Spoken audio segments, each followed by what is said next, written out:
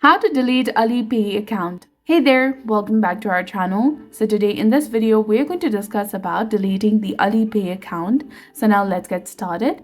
First of all, you need to go ahead and open your Alipay application on your device.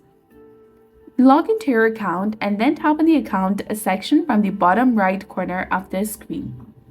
After this, tap on the gear icon in the top right corner of this screen. After this, tap on the gear icon in the top right corner of this screen and then go to Account and Security option. From this page, tap on Account Cancel. That is the last option in this page, which is below the Security Center option. Tap on it. Now again scroll down and tap on Confirm and Continue. Tap on Determine Log Out. And please note that the account will be cancelled and permanently deleted. Now you can see the indication that the cancellation is successful. Tap on Complete and you'll be done.